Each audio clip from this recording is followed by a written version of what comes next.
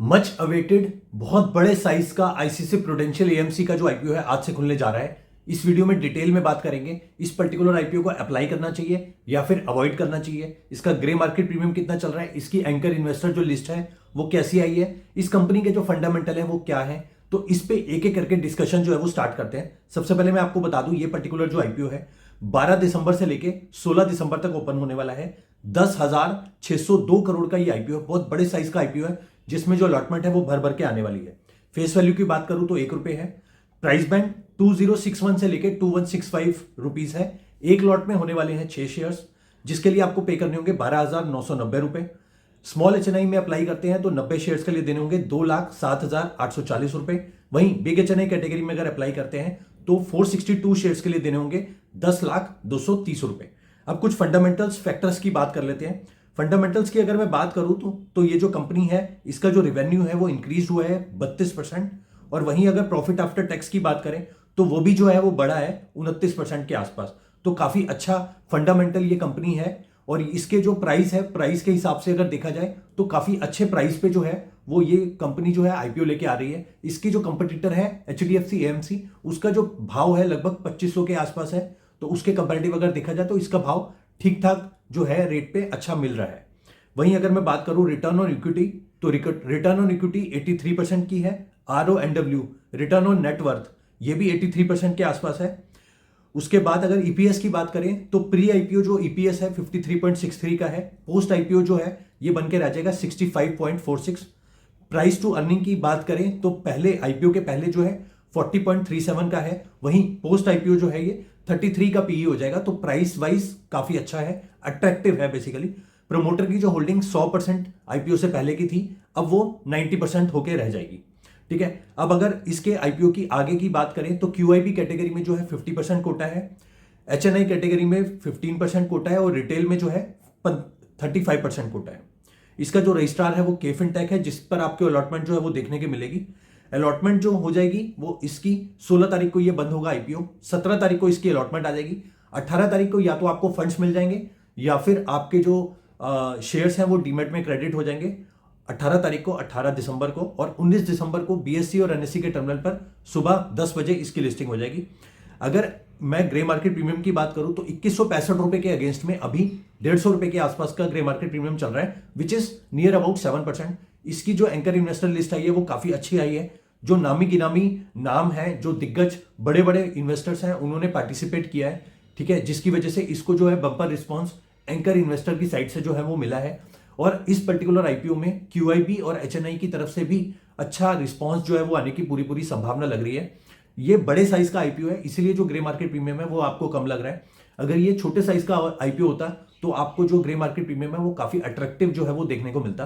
तो इसीलिए जो है इसके अंदर आप जो है अलग अलग जितने भी डीमेट अकाउंट है उनमें आप अलग अलग एप्लीकेशंस लगा सकते हैं और कंसिडर करिएगा कि एक पैन कार्ड से आप दो एप्लीकेशन लगा सकते हैं क्योंकि इसके अंदर शेयर होल्डर कोटा भी है। अगर आपके पास 5 दिसंबर से पहले पहले कि हर एक डीमेट अकाउंट में, किसी भी डीमेट अकाउंट में एक शेयर जो है आईसीआईसीआई बैंक का अगर है तो आप एलिजिबल हैं to apply under share holder quota also.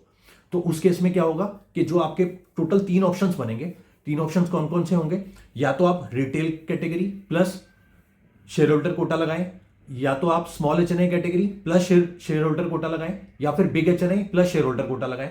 Share holder Kota को आप जो है मैक्सिमम इंपॉर्टेंस दीजिएगा।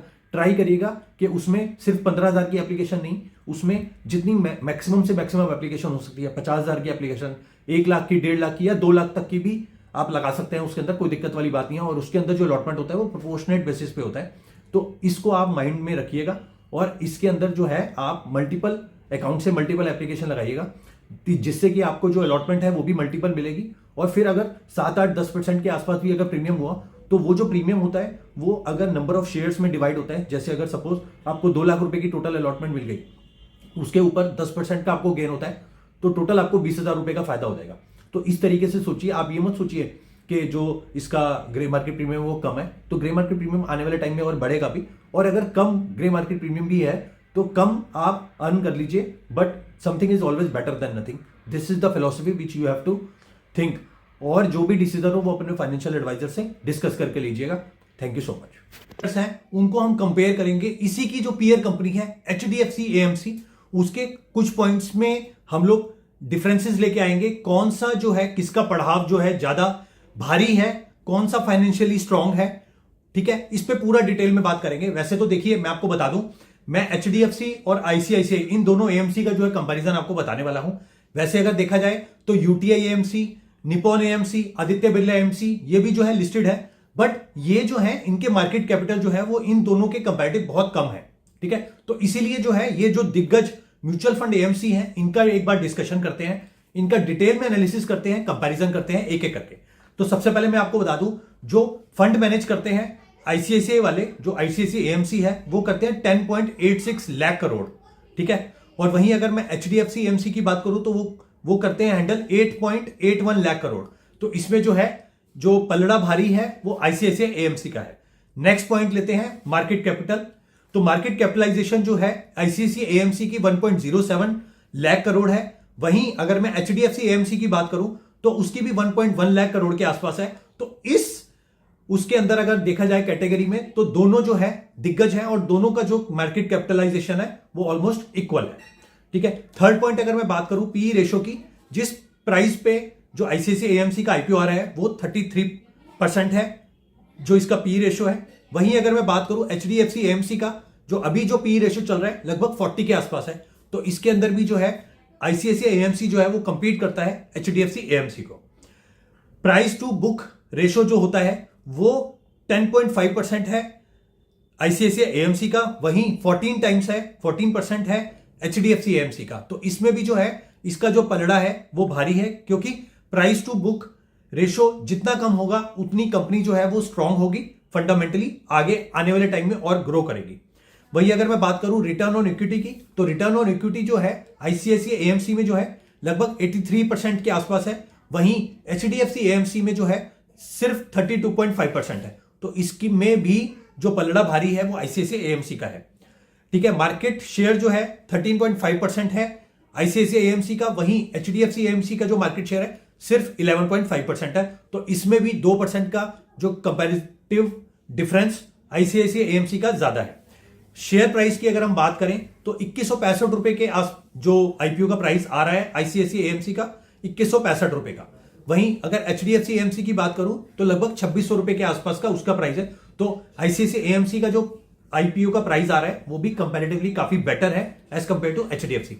तो ये कुछ इंपॉर्टेंट पॉइंटर्स हैं इन दोनों एएमसीज के। इसके बेसिस पे आप ये देख सकते हैं कि आईसीआईसीआई एएमसी जो है काफी अच्छे भाव पे, काफी अच्छे इवेल्युएशन पे जो है ये आईपीओ लेके आ रहे हैं। बहुत बड़े साइज का आईपीओ है। हर एक इन्वेस्टर को जो है दो एप्लीकेशन लगाने का मौका मिलेगा एक पैन कार्ड पे, क्योंकि इसके अंदर शेयर होल्डर कोटा भी है आईसीआईसीआई एएमसी के अंदर। अगर आपके पास 5 दिसंबर से पहले एक जो है शेयर आईसीआईसीआई बैंक का अगर आपके अकाउंट में है तो आप एलिजिबल होंगे to apply under share holder quota as well as other categories. तो इसके अंदर जो 3 कॉम्बिनेशन बनेंगे, एक तो ये बनेगा share holder quota plus retail, या फिर बनेगा share holder quota plus small HNI, या फिर बनेगा share holder quota plus big HNI.